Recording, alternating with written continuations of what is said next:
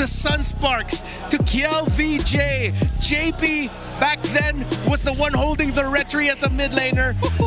How different times were. Double fighter gold lanes. How times have changed. Will this be another edition for Liquid, or will it be for Falcons? Casters, the floor is yours. Thank you to the panel. Breaking it down, game 4 upon us. I gotta say this, man, Leo. I think I'm liking where gold lane's going. I think I like that we have a fighter versus fighter matchup in the gold lane. You like? I like. I'll tell you that I'm Welcome happy to for Mobile Bane, Legends. and I'm happy for a good other choices. Yeah. I'm not happy for how big picture this might look. Because teams have to now consider, halfway through the draft, we don't even know what kind of gold laner we're seeing. So this is definitely a nice twist to the already interesting stop to the Stampede. Yeah.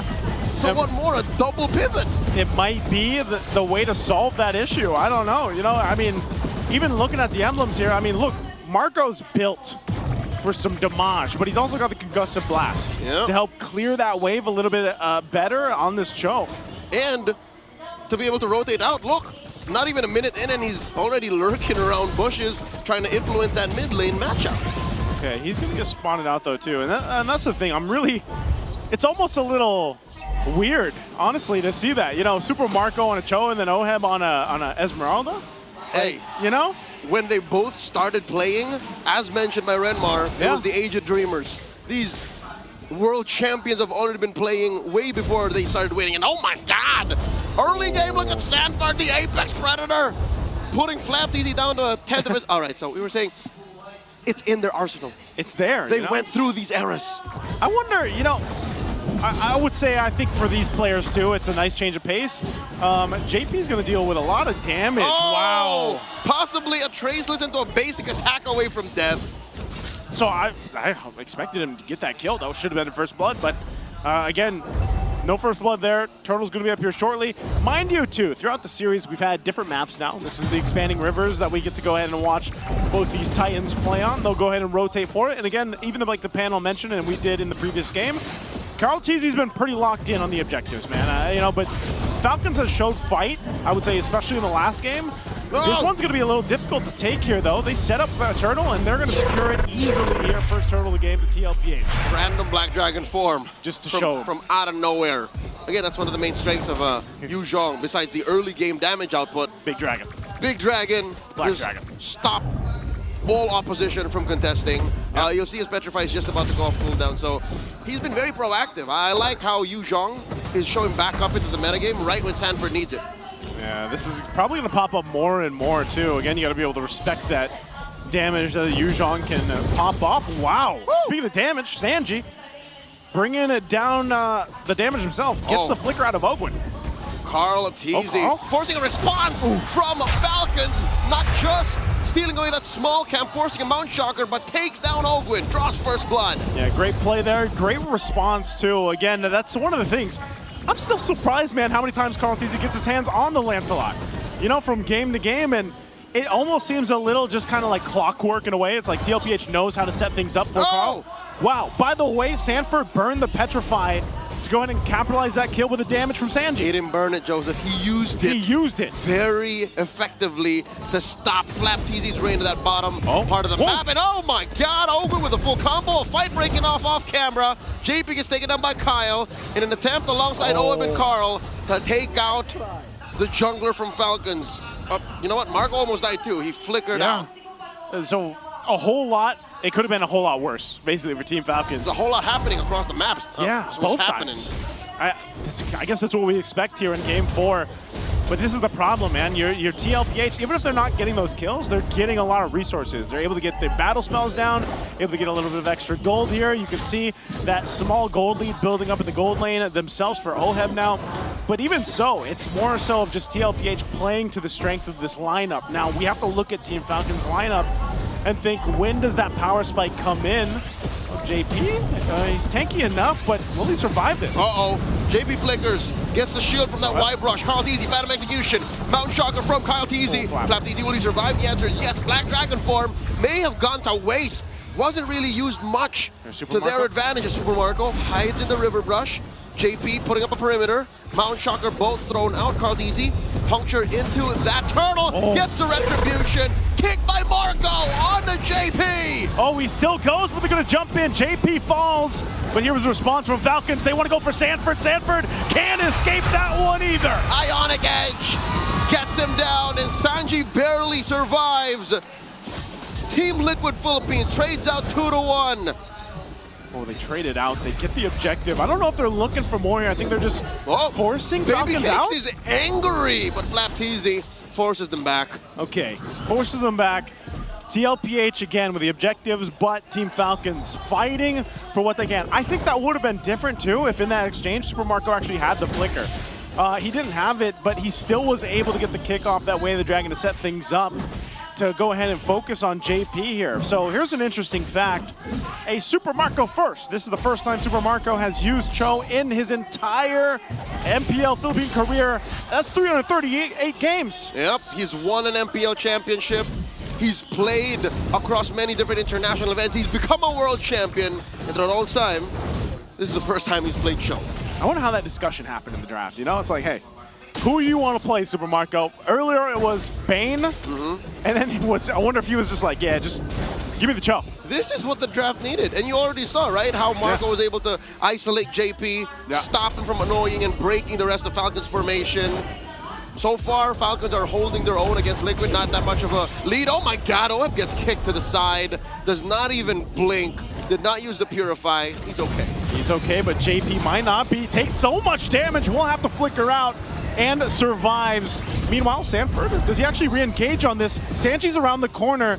There's 3 dudes here under the turret. I don't think Team Falcons are going to fall for it. What is the rhyme and reason? Why are they doing this? Is this what Liquid was setting up? The mid lane push. Cardizzi, you know, Baby Cakes take down that mid lane tier 1. But Marco will trade out. All this while Turtle spawns. Turtle's up 3 for 3. TLPH is going to grab this objective too. A turret does go down up top. They'll get the brilliance out of Sanji. But that's what they wanted. I think TLPH played into this and they grabbed the turtle and the macro here. 2 Ts for 2 Ts. But I would rather trade a turret for a turtle. So in my book, Falcons win that. Falcons, yeah. I think if you look at this, the map pressure that they're able to put is a big thing, but this is the thing that I'm missing, Leo, is these fights and these objectives. You know what, I got a little confused. Yeah. Liquids win because they got the turret in mid and the turtle. It was just a turret. I thought Marco was going to go all the way to tier 2. Yeah, I thought he was too. Actually, when he was up there, I was thinking he was going to put pressure onto that, but... So Liquid's fine. Liquid is fine. They still maintain a lead, but I think even regardless of that, it's again, Team Falcons hasn't been really able to find a fight around the objective in this game. I know they've more or less given up that option. Maybe they're just preparing for the Lord fight here, the first one. It's more because Falcons don't allow it. Falcons are so good at breaking formations. Liquid has JP, but look at Falcons. They have Ogwin, they have the traction pulse on Few, they have Marco to get the kick. And Marco's been off map for a while. Oh my God, they throw everything at JP, and he does not have his flicker, finally falls as Fanford finds Few. Can he finish what he started? Shaw energy, not enough. Oh, what a move from Few. Able to survive that. Ogwin's gonna have to burn his flicker, but man, a good catch. Think how many times JP's had to deal with this, man. He's gotten fist break, fist cracked, everything for the better part of this entire of the game. Eventually, you know, he's had to always use the flicker to get out of there, but this is an interesting position to be in. But again, if you throw all that at JP, I think JP is happy to take it. That's what you call a threat magnet. He is literally forcing ults out of Falcons because what is the alternative? He gets away, heals up, and then gets back into the fray. Man, that's just dad things, man. That's just how dads do. That's just what dads do, you know? They just tank up what they can and they let the kids shine after that. They roll up the sleeves and go in again. Go again. Go again. Go again. TLPH, though, this is what they're going to do. They're going to go again for this objective. They're centering themselves up around this. They had a nice little push on the cross map. They're going to grab their objective and get in position. It looks like, though, Team Falcons actually wants to go and contest this if they can. Yep. Team Falcons have been playing the long game for the past 4 or 5 minutes, better part of the mid game. But is it going to pay off? Because looking at the map right now, Marco has been planted on this side of the map, and they haven't really been winning much. Yeah. But when Marco was actually part of fights, that's when Falcons got more kills. I think he's going to go for it here. Conceal was popped. There's the Dragon Form too. They're going to blitz the Lord. All right, Liquid get what they want. They stampede through the Lord pit and skedaddle right on through. Oh, the conceal from Ogwin. Who does he want to punch? Sanford finds Few, compromises him. Look at that back line. Few, man. Few has dealt with so much by just his own. A good thing ahead on this defense, and Team Falcons should be fine. They should be able to clear out this Lord fine. Few is Falcons JP. Yeah. Wasting so many resources that he gets away. Up to now, he hasn't died. He hasn't died. He's maintained things really well here, but this, in the jungle. Carl Teasy really wants to find one, gets Ogwin. Flap Teasy gets out of there, and Carl Teasy punctures through. Got eyes on this tier 2. As Liquid play the macro game, it's their turn. Super Marco alongside Kyle, throwing everything that they can at Oheb as Oheb just dances around him, shaking that thing, and Few gets caught by 40. They're already inside the base. Joseph, this isn't looking good. Oh no, what are they gonna do here? Team Falcons, good thing Super Marco's still alive, but I can't believe Oheb went 1v2, and now they're looking to take another base turret down if they can, but Team Falcons finds themselves back healthy. Few almost up in 10, and they keep TLPH at bay. They will lose another Holy Shield down bot. The cavalry come alive. You can hear it in the MPL arena here in Cuneta Astrodome. You feel the rumbling. It's about to turn into a stampede as Liquid are at match point and are knocking into Falcons base. They're so close at this point. We're gonna have to see though. Team Falcons, I don't want to count them out here yet. They've still showed that they can win some skirmishes if they're able to get the right targets here. But look at Oheb. Oheb just jumps on in, point blank, fooling Stormoon. The Apex Predator hunting for targets. Ogwin falls. They're underneath tier 1. 3 in mid. And they're already on their way. 30 seconds, I think Liquid will just wait for this Lord. Yeah, they'll wait for it. And that's what I'm saying. I was saying if they pick the right targets, man, but now it's kind of weird. It shifted to the point where Oheb can just tank up all the damage, be up front, and it gives some of that pressure off of JP's shoulders because that's what he was doing in the early portion of the game. You know, he was taking all that, but now it's Oheb. Their gold laner that's like, I got this. JP, you do your thing, you scout out who you can. So I'm wondering what Team Falcons wants to do. How they're going to respond to this, though. Again, trying to pin down Flap Teasy. Oheb gets hit with a Mountain Shocker. Oh, you see the swagger on Kiel Soriano. He's asking for more as the rest of Liquid barrel down on this Lord, approaching less than half health. Okay, they're going to secure the Lord here. Carl Teasy will be able to go ahead and get that one.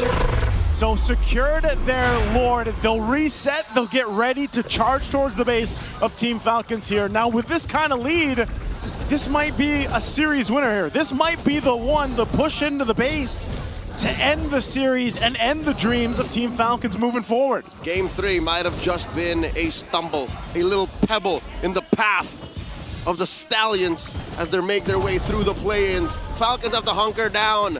They have to defend, and I'm looking at their potential to clear this wave and to live through this final siege, and it's not looking good. Mountain Shocker plus Traction Pulse thrown out. Falcons holding out, Lord already in.